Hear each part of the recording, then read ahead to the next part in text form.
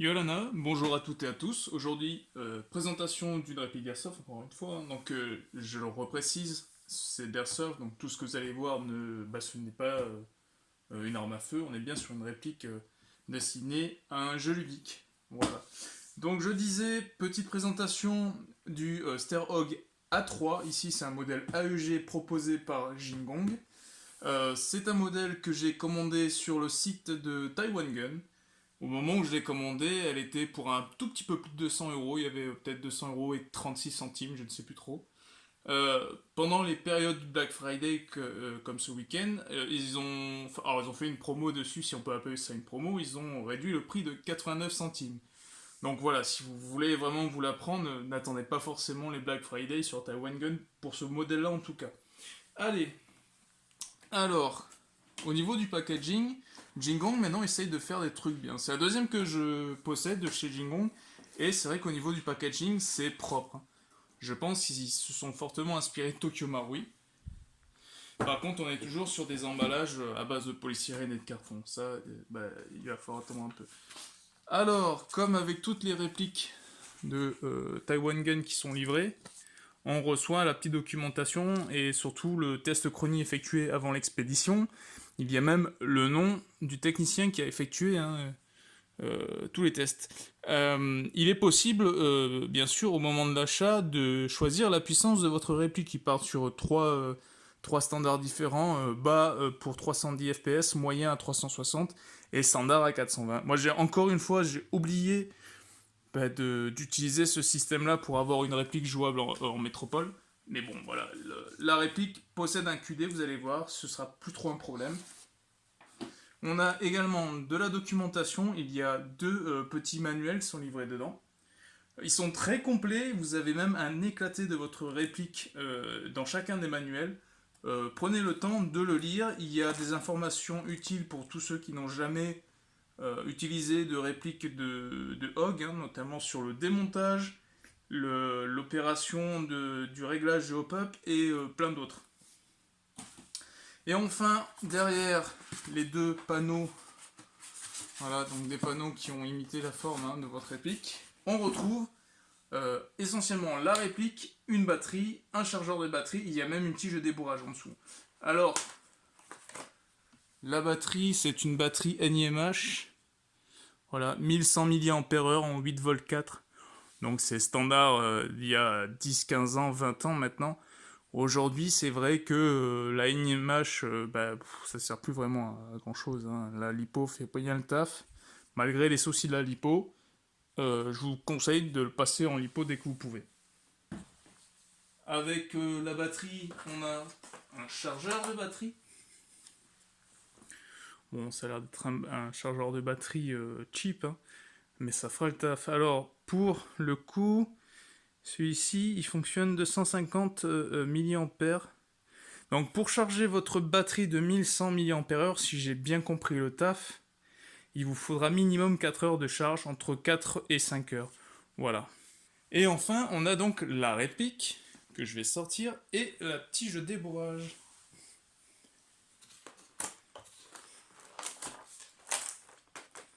Voilà, le souci, c'est que c'est joli, le polystyrène et le carton mis ensemble, mais ça a tendance à s'abîmer et à vous laisser des traces partout. La petite tige de débourrage qui est quasiment aussi longue que la réplique, hein, elle mesure 68 cm celle-là. La réplique en mesure 77, donc ils ont fait les choses en grand. Certains oublient de mettre la tige de débourrage, d'autres en mettent des démesurés par rapport à la réplique. Et voilà ce joli Starhawk. Avant de commencer sérieusement la présentation de cette vidéo, je dois cependant vous avertir, il y a un énorme problème au niveau du réalisme sur cette réplique, surtout au niveau du bloc Picatinny. Hein. Donc voilà, ceux qui connaissent déjà les A3 savent qu'il n'y a pas possibilité en fait de venir placer ces doigts là. C'est un bloc plein. Deuxième souci de réalisme, mais là-dessus je ne suis pas sûr à 100%, c'est au niveau du levier d'armement. Normalement il a été redesigné, c'est un levier d'armement rabattable vers l'avant, et quand vous venez l'attraper pour le tirer, vous pouvez quand même le bloquer en arrière. Hein. Ça je ne suis pas sûr. Voilà, un peu comme ce qui équipe les G3 modernes. Normalement, le bloc Picatinny est plein, un peu comme sur ces versions, on va dire en AEG. Ici, c'est un Army Armament, c'est le KU 906. On est censé avoir un bloc plein, voilà. Alors, ce n'est pas interchangeable. Ce bloc mesure 2,5 cm de hauteur et celui-là 3 cm. Et si vous voulez faire la conversion, on va dire que vous allez gaspiller du temps, de l'argent et le résultat risque fortement d'être dégueulasse. Voilà. Si vous souhaitez bien sûr arranger ce problème, regardez sur des sites comme Etsy qui proposent de vous mettre en relation avec des personnes qui vont venir en fait imprimer en 3D voilà, des petits morceaux à venir combler dans les espaces vides en fait.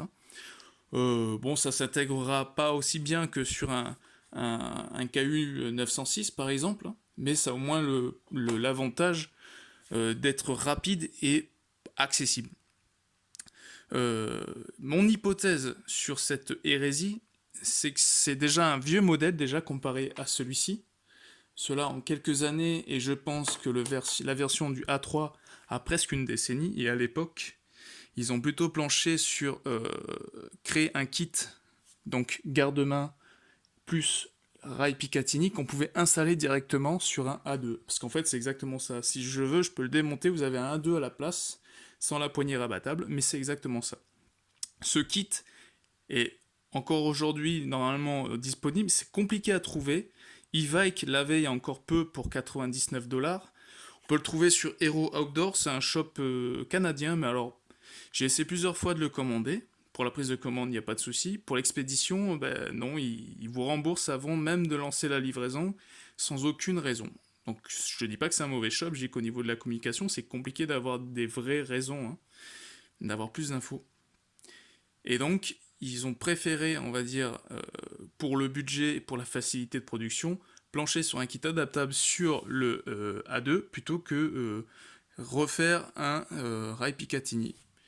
Pour les dernières versions, ils ne se sont pas posé la tête, ils ne sont pas cassés la tête, ils ont bien replanché sur la réplique, quoi. GHK étant quand même dans le domaine des GBBR à part, ils ont du coup redesigné eux également leurs pièces. Ce n'est normalement pas compatible. Je dis bien normalement, je n'ai pas essayé, je n'ai pas eu de version GHK dans les mains pour prendre les mesures déjà. Donc je pense que c'est juste une question en fait de temps et d'argent qui ont poussé Jingong à créer un kit plutôt que de redesigner un receiver différent. Cependant, ce qui est dommage, c'est que Jingong maîtrise bien quand même les plastiques et ils auraient pu au moins proposer des pièces pour venir combler ça. Alors c'est un détail que j'avais oublié d'aborder lorsque j'ai réalisé cette présentation, et c'est au moment du montage que je me suis aperçu que j'avais complètement oublié d'en parler. Voilà, l'erreur est réparée. Ce que je vous propose, c'est qu'on continue maintenant en toute sérénité cette vidéo. Alors dans les grandes lignes, cette réplique pèse 4 kg 160, c'est déjà un bon bébé, pour une longueur totale de 770 mm, un canon interne en 6,08 de 510 mm, donc on est sur des longueurs très intéressantes pour la pratique de l'airsoft. La réplique est majoritairement composée d'ABS, donc tout le receiver est en ABS et tout le reste, à savoir donc le front set, grosso modo, le upper receiver, le canon et le système garde-main. Donc il y a 4 rails Picatinny présents sur ce garde-main, sont en aluminium CNC. Donc c'est pas du die-cast, c'est vraiment sur un bloc d'aluminium qui a été taillé. D'où ce poids un petit peu abusé, je trouve. En vrai, c'est plus lourd qu'un vrai HOG A3 militaire. Elle est équipée d'une gearbox V3 avec les standards HOG dessus, donc le micro-switch, la cage moteur et le nozzle sont spécifiques au HOG. Le reste, ça reste du standard V3 avec un moteur axe court. C'est une gearbox renforcée, cela dit, donc il y a un axe QD, il y a un piston avec les dents en métal et un ressort M110. Et une grosse amélioration sur ces modèles-là, il y a même l'ajout d'un MOSFET. Alors il n'est pas programmable, mais c'est déjà ça de bien. Et le chargeur qui est fourni avec est quant à lui un chargeur iCap type gaufret de 330 billes, et il s'enclenche parfaitement dans la réplique, hein. Si jamais vous avez peur que la sangle appuie par inadvertance sur le bouton pour lâcher le chargeur, pas de souci, il reste quand même bien implanté dans la réplique. Les finitions sur ce modèle sont meilleures que sur les répliques d'entrée de gamme, hein. On retrouve quand même quelques petites traces, voilà, quelques arêtes, hein, au niveau de l'assemblage, hein, des deux demi-coques. Mais comparé au modèle d'entrée de gamme, on est quand même bien mieux là, hein. C'est moins sensible au toucher. Alors là, c'est visible avec l'éclairage, hein, mais sous un éclairage naturel, on les voit beaucoup moins. C'est beaucoup plus discret. La finition au niveau de la peinture, elle aussi, est bonne. On est sur un espèce de noir. Alors en vrai, c'est mat. Là, ça a l'air de se satiner un petit peu avec l'éclairage LED, hein, mais c'est mat. Pour ce qui est du système rail, c'est pareil. On a quand même bonne finition.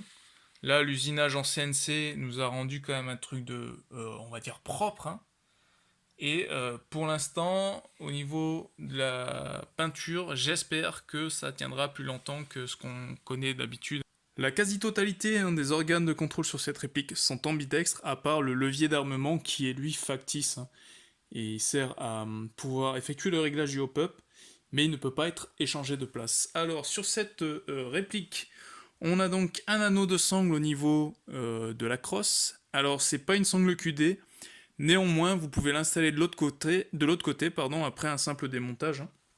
On retrouve le bouton d'éjection du chargeur derrière l'emplacement dédié au chargeur, hein. Que vous soyez gaucher ou droitier, c'est exactement la même manip, hein, pour venir arracher le chargeur et faire votre rechargement. Au-dessus du chargeur, on retrouve un petit dust cover. Alors celui-ci, il est en plastique souple, hein, c'est peut-être en caoutchouc. Vous avez la fenêtre d'éjection en dessous, donc elle est factice elle aussi également. Mais si vous voulez passer en gaucher, vous avez juste à l'échanger avec l'emplacement prévu à droite. Donc on retrouve également ici le bouton pour séparer la réplique en deux pour le transport, ou si vous avez d'autres front sets avec des accessoires différents et que vous voulez faire un échange complet de votre réplique, c'est possible. Il y a également au niveau de la poignée pistolet, alors ici c'est pas un sélecteur de tir, c'est une sécurité, voilà, c'est la sûreté. Une fois que vous avez le petit point rouge d'affiché, hein, c'est que la réplique est prête à tirer. Donc c'est comme ça sur la quasi-totalité des armes comme des répliques, hein. On a bien sûr la détente, alors c'est la fameuse détente dual stage. Une pression courte vous donne du semi, une pression allongée, donc jusqu'au fond, et vous avez le full. Alors GHK avait fait un modèle A3 aussi, eux, ils avaient intégré en fait un sélecteur de tir dans le système de la sûreté, et je crois que il y a que GHK qui a fait ça. Le fusil, hein, donc l'arme, lui, n'a pas de tel système, hein. Alors on commence à arriver sur le carry handle. Alors on a le levier d'armement, comme je le disais, qui lui n'est pas ambidextre. On peut l'actionner que de ce côté-là. Voilà. Par contre, il est possible de venir le coincer en arrière. Voilà. Une fois que vous l'avez coincé en arrière, vous pouvez effectuer votre réglage hop-up. Alors il y a une autre façon de le faire, je vous montrerai plus tard, hein, qui est pas la mieux parce que plus longue. Hop. Pour le désengager, il suffit juste de ramener, hein, le levier vers le bas. En fait, il est bêtement coincé, hein, dans un petit cran qui a été usiné sur le Raysaver.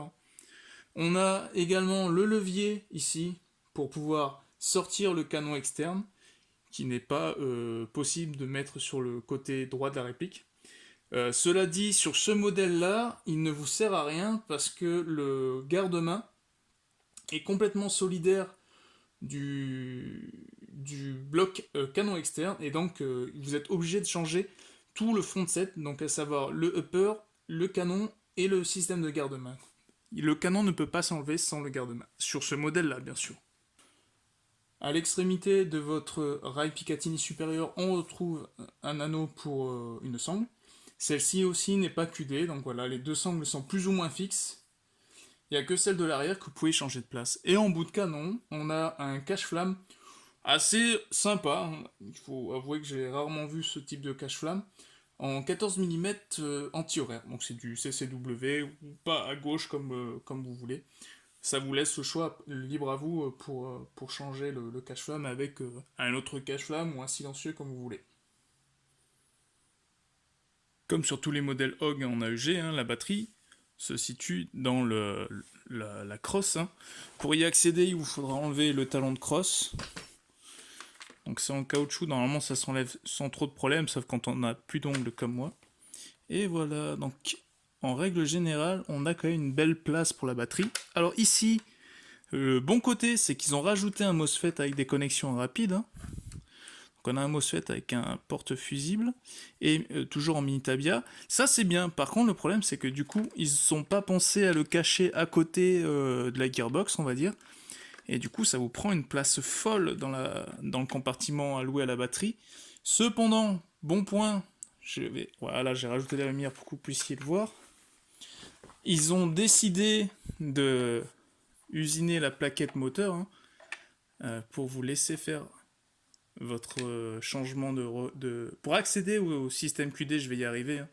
Voilà, ça c'est bien. Sur mon précédent modèle, j'avais moi-même fait un trou, hein, dans cette plaquette moteur pour pouvoir faire le changement rapide du ressort s'il y a besoin, hein. Là, c'est fait. Voilà, on voit d'ailleurs l'autocollant Crackman, hein, pour la garantie, hein, qui est toujours présente. Hop là, je vais vous montrer, en tout cas, conseiller les batteries que l'on peut mettre à la place du modèle NIMH, hein. Donc il y a ce type de batterie mini pack. Donc là en plus c'est une 1300 mAh, donc bah, ça va passer dedans et ça aura même une meilleure autonomie que la NIMH en 20C. Donc je pense que vous aurez un taux de décharge suffisant pour jouer tranquille. Ce type de batterie aussi, hein, 2 cellules comme ça, passe bien. Donc il y a un petit peu plus de câble management à faire, mais ça passe. Voilà. Le souci, c'est vraiment la taille, hein, de ce MOSFET. C'est bien, ils ont pensé à mettre un MOSFET, mais ils auraient dû le mettre à côté de la gearbox et laisser ressortir la prise pour la batterie. Je viens d'installer la double stick, hein, la 7V 4 pardon, dedans. On va voir. Alors, tout à l'heure, ça a fonctionné. La meilleure façon de remettre son talon, c'est de la plier un petit peu. En gros, vous venez la plier comme ça pour rentrer déjà le haut et le bas, et après c'est censé rentrer tout seul, mais bizarrement quand je filme les choses, moi ça ne passe plus. Puis là j'ai qu'une main en fait pour bosser.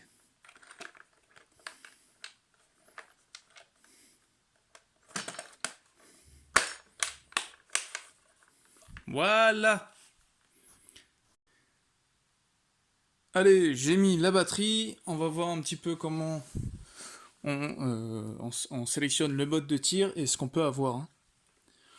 Bon, alors, la sélection du mode de tir s'effectue à la pression de la queue de détente. Un appui court, c'est le semi. Un appui prolongé, donc quand vous pressez à fond votre queue de détente, vous avez le full. Allez, on essaye d'avoir le semi déjà.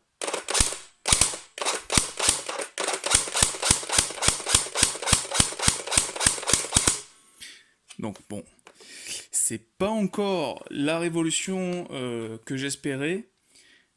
Pour tous ceux qui ont déjà eu un Sterog d'entrée de gamme, vous avez quand même pu voir qu'il y a une belle différence, notamment sur la réactivité et sur le semi. On l'a quand même plus souvent le semi sans passer en rafale de manière involontaire. Il y en a quand même eu un, hein. Si vous avez bien entendu, il y en a eu deux. Comparé à un modèle classique, c'est déjà bien. Ce n'est pas encore la révolution, on n'est pas sur des gearbox équipés de MOSFET type Titan ou Aster ou encore les Perun ou les MOSFET perfectionnés avec capteur optique, hein. Donc ça arrange un petit peu les choses, ça aplanit la réactivité qui est un petit peu augmentée, mais le problème avec les tringleries comme ça, c'est que ça rend la détente spongieuse et du coup imprécise, hein. Par contre pour le full, il n'y a pas de souci. Voilà. Le full, ça vous le trouvez. C'est pas une immense cadence, je pense que le moteur, hein, qui équipe la gearbox est pas terrible, mais bon, pour de l'airsoft, hein, vous me direz, c'est largement suffisant. pour que ça soit pour les débutants comme pour une personne confirmée. Moi, je privilégie le semi.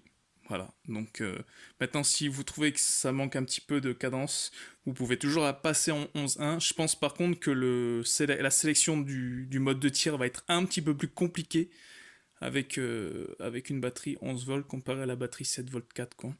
Mais la cadence, elle, oui, sera augmentée. Je pense qu'on va quand même regarder un petit peu ce qu'on a au niveau de l'interne, hein. Donc je sais qu'il y a un piston renforcé avec des dents en métal, un spring guide sur roulement en nylon et le MOSFET, un moteur S100, et un ressort S110. Ça, c'est ce qui était annoncé sur la page produit. Voyons juste voir rapidement ce qu'il y a dans cette gearbox.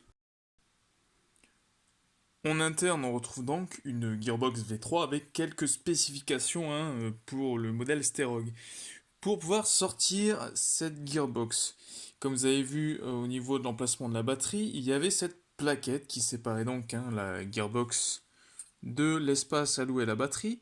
Vous avez juste à dévisser ces deux petites vis pour pouvoir accéder, pardon, à l'interne. Si vous avez un petit peu de mal pour pouvoir la sortir, vous avez les vis, hein, qui sont de chaque côté de votre receiver.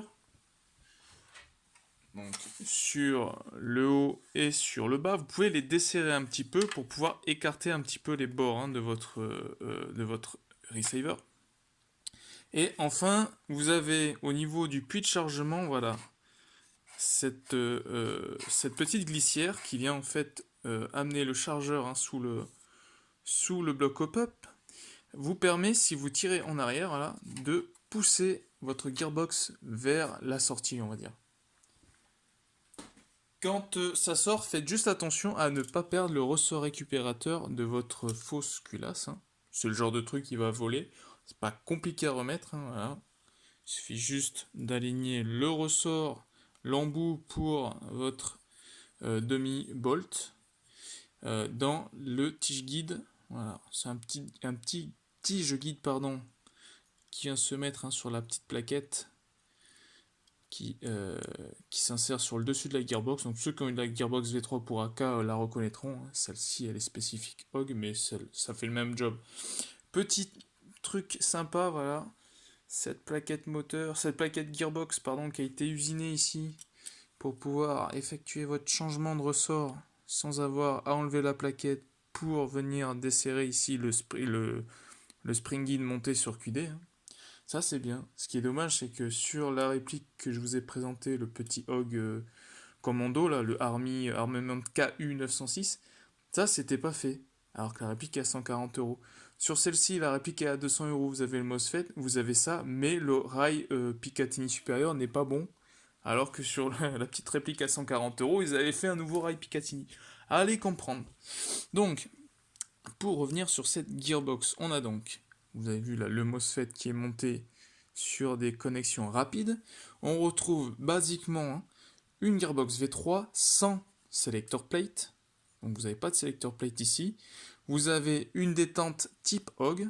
Donc à part la petite pièce ici qui vient faire le lien entre la détente et le switch qui est à l'intérieur, c'est spécifique Hog, hein, comme vous pouvez le voir de ce côté-là. Voilà. Il faut savoir qu'en fait, le principe de ce switch, c'est qu'il y a deux interrupteurs. Vous avez l'interrupteur classique, et donc comme il n'a pas de selector plate ici, une fois que le switch est en contact, votre gearbox cycle un coup, le cut-off lever, lui, désenclenche votre switch, et votre réplique a fini le premier coup. Si vous appuyez à fond, vous allez voir qu'ici on a une petite plaquette sur cette détente. Voilà, elle est montée d'ailleurs, vous avez un profil conducteur, hein.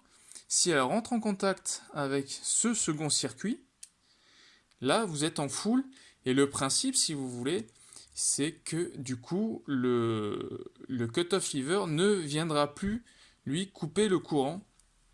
C'est comme si sur une V3 classique, hein, de plateforme AK, vous actionnez votre réplique, branché via le switch d'une autre AK. Donc ça fera exactement le même principe. Le courant qui viendra, du coup l'interrupteur ce sera ici, on va dire, ne pourra plus être coupé par ce cut-off lever. J'espère ne pas vous avoir trop perdu, mais le principe c'est ça. Vous avez deux circuits, deux interrupteurs, un que vous contrôlez avec cette détente, et un second qui ne l'est pas, qui est juste géré ici par ce second circuit déporté. Donc, autre spécificité, le nozzle qui est plutôt dimension HOG, si je dis pas de bêtises, c'est en 21-45, 21 mm 45 ou 21,5.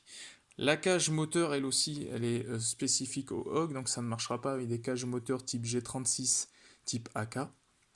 Je ne sais pas s'il y en a d'autres après avec. C'est bien un moteur axe court par contre qui l'équipe. Donc ici c'est un standard torque. Comme vous avez pu le voir lors du test de tir, c'était pas oufissime en cadence ni en couple. Ils ont voilà, quand même gardé le principe. Ah non, ma faute. C'est bien ce qui me semblait, ça pouvait pas être le cas. Les cosses sont soudées. Le câblage est soudé aux cosses. C'est un truc qu'il faut faire attention si vous voulez faire des changements. C'est qu'il faudra les ressouder parce que si vous avez des cosses rapides pour venir le brancher sur votre gearbox, quand vous allez la remettre dans la réplique, les cosses vont frotter contre le corps de la réplique et ça peut coincer, voire peut-être même casser au niveau des cosses. Et je crois qu'on a vu le tour des spécificités de cette réplique comparée à une V3. Pour ce qui est de l'interne, après, que ce soit engrenage, ensemble pneumatique et petites pièces, c'est du V3, V2 standard. Donc vous pouvez changer les pièces que vous voulez avec ce que vous voulez. On est sur des ici bushing en 7 mm. Je n'ai pas osé démonter plus loin parce que je voulais garder la garantie. Donc je vais croire ce qui a été dit, à savoir piston avec dents métal, ressort M110. On a vu, on a un système QD. Normalement c'est monté sur roulement aussi. Et après, bon, je peux déjà voir qu'il y a de la couleur jaune au niveau de la graisse sur les quelques engrenages visibles au travers des jours. Peut-être pour ça aussi que le bruit et puis le comportement de la réplique n'était pas top. Cependant, voilà, ce MOSFET, c'est vrai que j'en avais pas beaucoup parlé, je suis désolé de ça d'ailleurs, a la particularité d'être aussi fourni avec son fusible. Voilà, donc je ne sais absolument pas quel type de MOSFET c'est, par qui c'est produit. Je suppose que c'est sous-traité par Jingong. C'est déjà bien de l'avoir mis. Ce qui est dommage, c'est que lorsqu'il a été placé dans la gearbox, ils auraient pu. Je pense qu'il y a la place, il y a un petit peu de place en tout cas. Il reste un peu de place pour venir planquer en fait cet immense bloc MOSFET aux côtés de la gearbox et vous laisser un petit peu plus de place dans votre emplacement dédié à la batterie, plutôt que de le mettre avec la batterie. J'essaierai d'ailleurs au remontage. Si vous voulez plus d'informations, en tout cas sur tout ce qui est l'interne et le démontage pour accéder à l'interne de cette réplique, je vous conseille l'excellente review, alors que ça soit la vidéo et aussi la review écrite de Dean Chavez. Je vous mets le lien dans la description pour accéder directement sur le modèle HOG. Alors ce ne sera pas le A3, mais ce sera exactement les mêmes standards pour la réplique, pour l'interne de la réplique. Je viens de remonter la gearbox dans la réplique, et bon, c'est un peu compliqué, mais il est possible quand même, si vous planquez le MOSFET derrière la plaque, alors au niveau du haut de la crosse, entre la gearbox et la paroi. Alors j'ai choisi la paroi opposée à la sortie du câblage.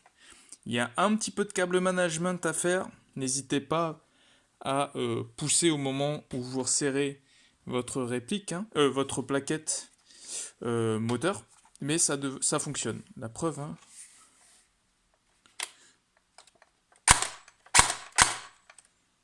Voilà. Donc, il est possible de gagner un peu de place du coup dans la crosse pour votre batterie. Voilà.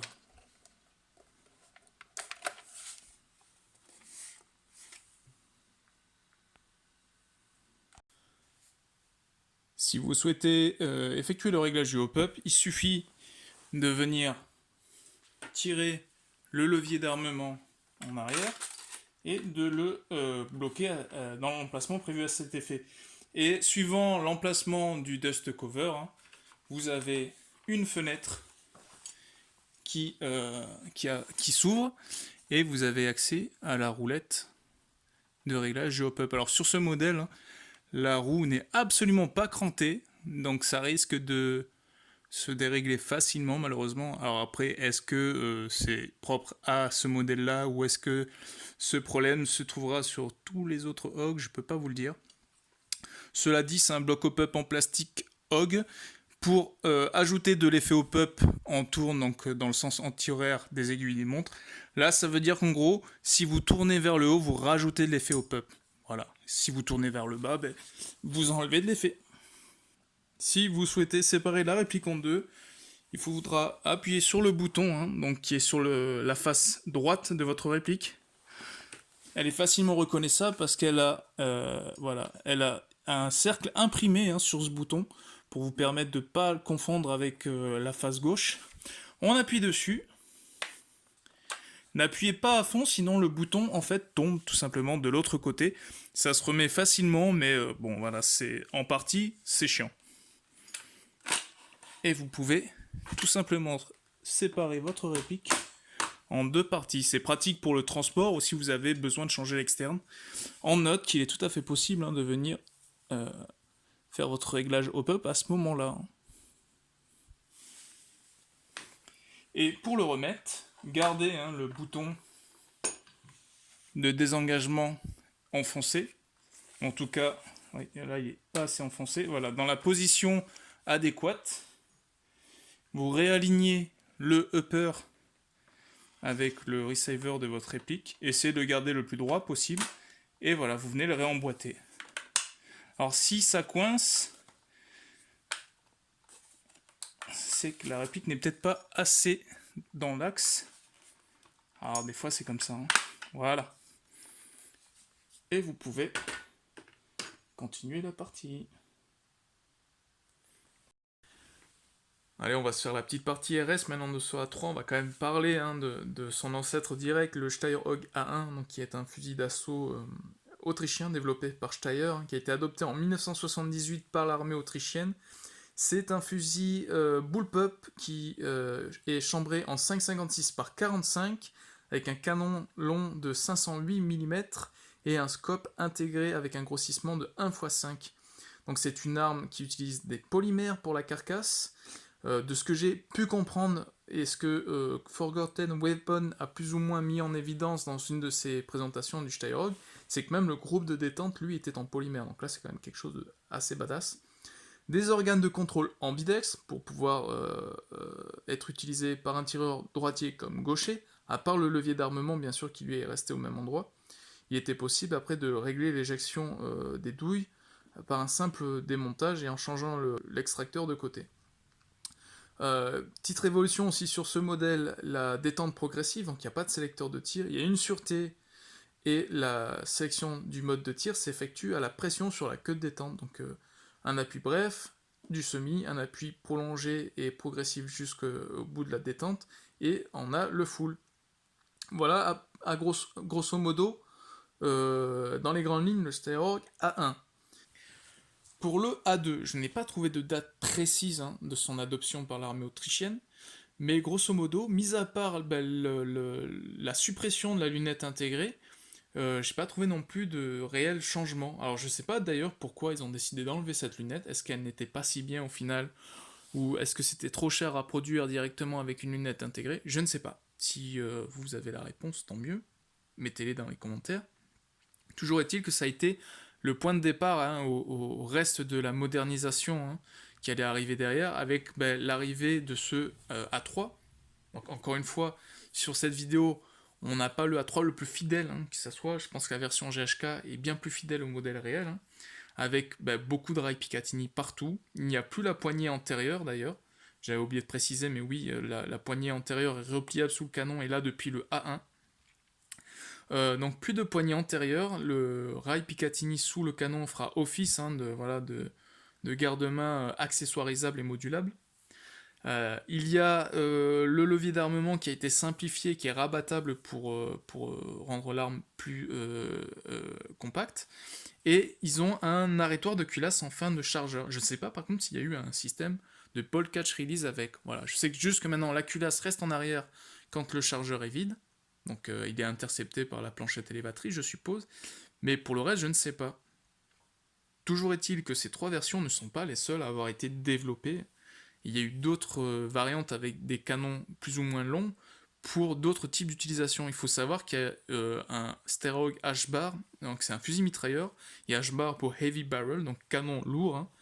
Donc c'est un A1 en fait, avec un canon long de 62 cm plus épais et un bipied intégré, hein, avec un chargeur allongé à 42 coups. Qui faisait office de fusil mitrailleur. Aucune idée s'il était efficace, mais il a réellement été adopté. Hein. Il y a eu une version DMR, donc avec un canon de 60 cm. Je pense que c'est sur la version A2 ce coup-ci, pour pouvoir vraiment mettre une lunette adéquate. Hein. Il y a une version, bien sûr, destinée au marché civil. Alors en France, c'est en semi seulement. Je crois que c'est quand même resté avec un canon de 508 mm. Hein. C'est une version similaire qui a équipé la police autrichienne. Il y a également une version chambrée en 9 mm avec un canon de 350 mm, qui a équipé les forces de l'ordre autrichiennes. Donc ils avaient un adaptateur et un ensemble mobile différent pour pouvoir chambrer la munition de 9 mm.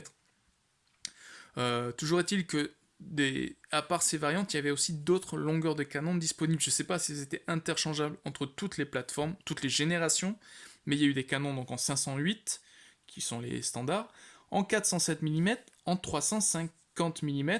On a vu hein, en 62, en 620 pour le Heavy Barrel et en 600 pour le DMR. Voilà, c'est ce que j'ai pu trouver à droite et à gauche hein, pour toutes les versions et toutes les tailles de canons différentes. Il y a bien sûr eu des modèles produits sous licence par d'autres pays. Alors aux États-Unis, pas produits pour le marché militaire, mais ils ont une version qui, elle, est peinte en blanche et qui a une ergonomie différente. Ils ont une espèce de rail de guidage chargeur derrière la poignée pistolet qui monte jusqu'au puits du chargeur. Ça s'appelle le HOG USR, je crois, avec un arrêtoir de culasse et un ball catch release. Je crois qu'ils ont fait une version aussi qui utilisait les chargeurs Stanag. Hein.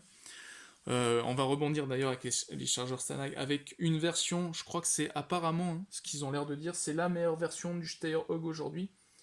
Alors c'est le F90, c'est la version qu'utilise l'armée australienne et néo-zélandaise, mais ça a été développé par le groupe Thales, alors France, mais produit en Australie, et AID, qui est Australian Infantry Defense, je crois. Enfin, grosso modo, c'est un partenariat australien et Thales qui ont adapté, qui ont développé le F90 à partir du A2 australien de l'époque, un espèce de A2, en tout cas le FS88, qui est très ressemblant au HOG A3, avec un garde-main peut-être plus court par contre, mais avec vraiment l'adoption massive hein, des rails Picatinny pour rendre le HOG bien plus modulable.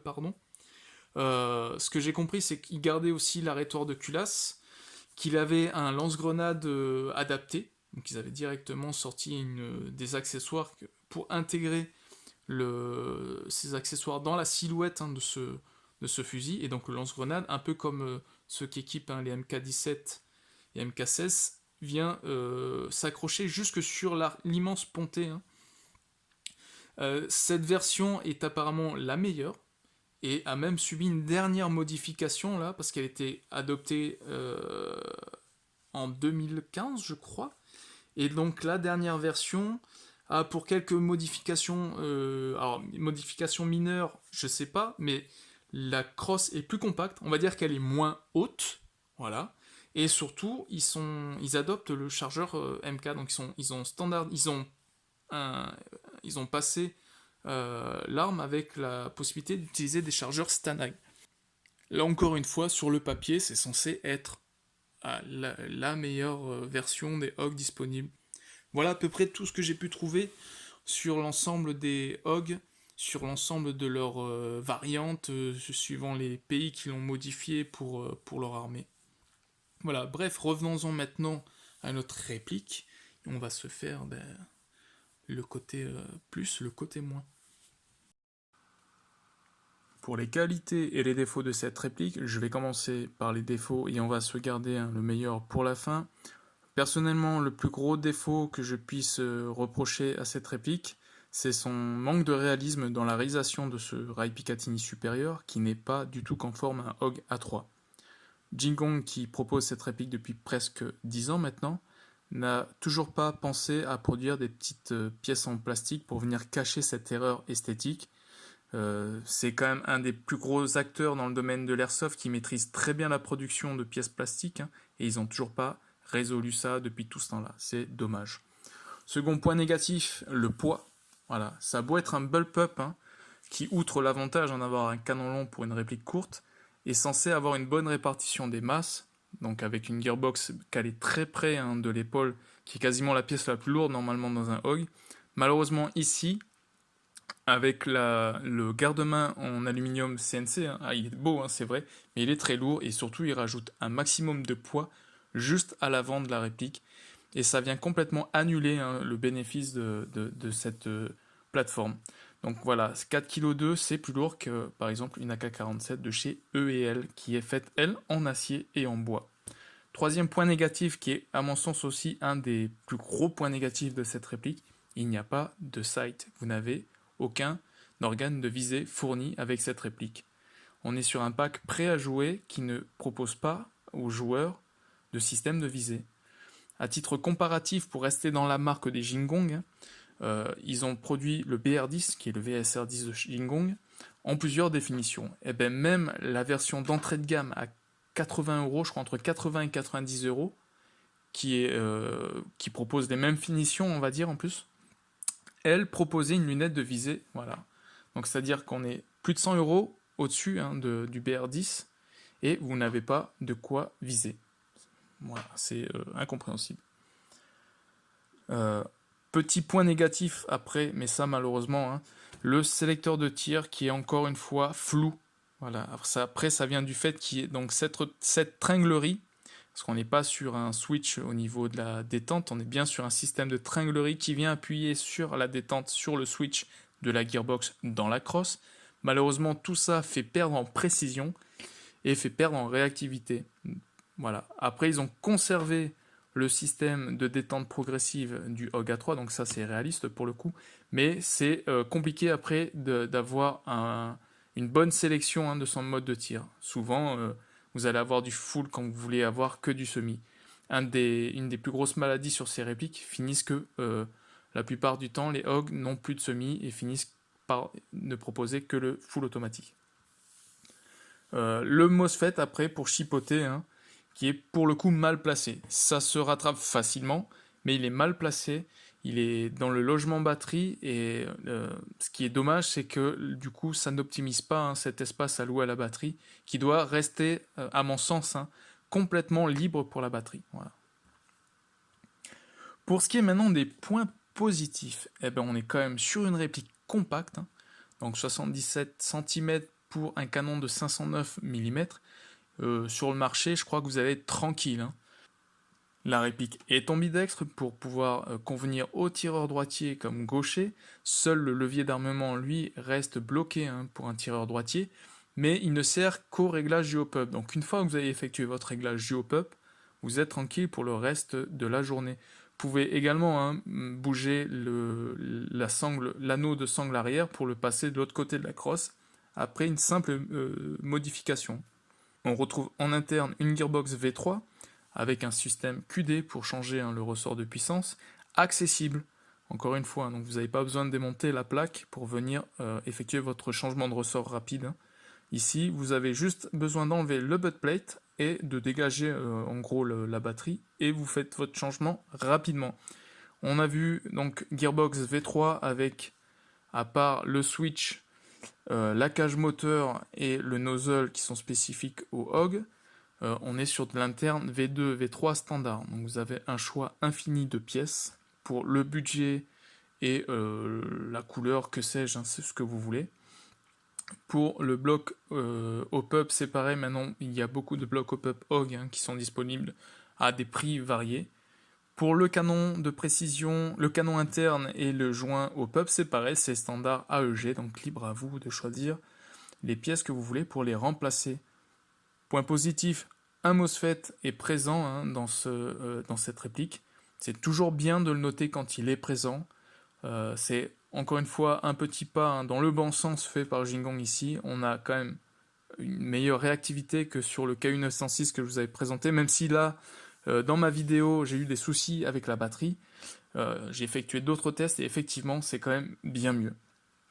Enfin, dernier point positif, si vous êtes à la recherche d'un HOG A3 AEG, c'est le seul qui existe à ma connaissance. Je le dis bien, je peux me tromper, mais je crois qu'il n'y a que Jingong qui propose le HOG A3. Alors ne pas confondre avec le A4 qui peut être disponible et produit par Army Armament, toujours sur le même site de Taiwan Gun. On est sur un garde-main différent. Certes, il y a des similitudes, on est sur du Picatinny partout, mais ce n'est pas les mêmes. Enfin, dernier point positif, les rails Picatinny. Donc on a quand même là un large choix pour pouvoir accessoiriser votre réplique. Si vous voulez la transformer en porte-avions, vous pouvez mettre tout ce que vous voulez dessus.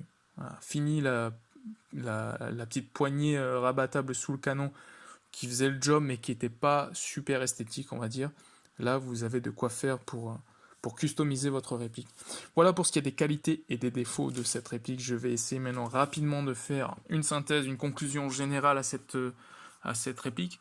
On a quand même là des seuls HOG A3 AEG du marché à un prix abordable. Donc 200 €, c'est vrai que ça peut paraître cher, mais si vous avez bien regardé l'ensemble des produits qui pouvaient être disponibles, l'ensemble des répliques disponibles dans le domaine de l'airsoft, 200 €, ça reste encore largement abordable.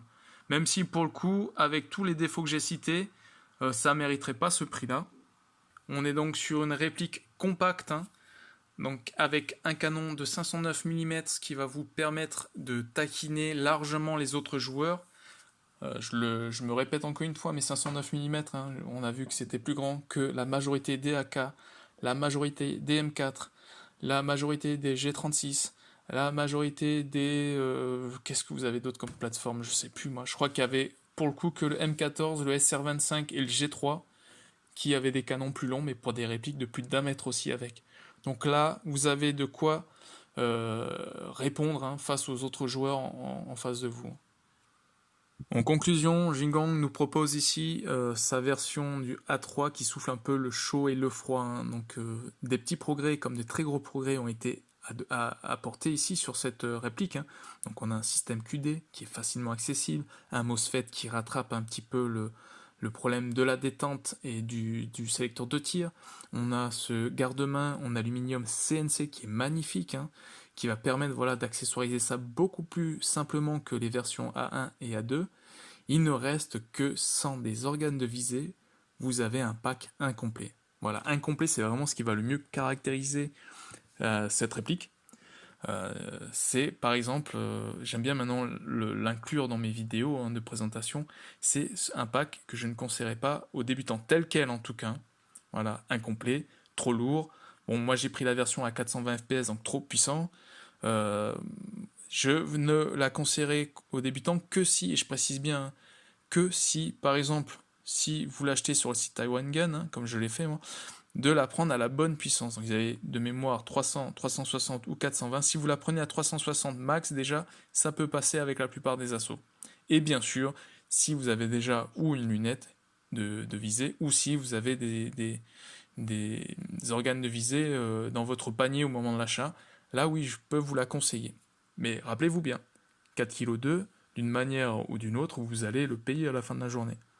Maintenant, si vous êtes quelqu'un d'athlétique ou de plutôt costaud, bon, ça devrait mieux se passer que d'autres.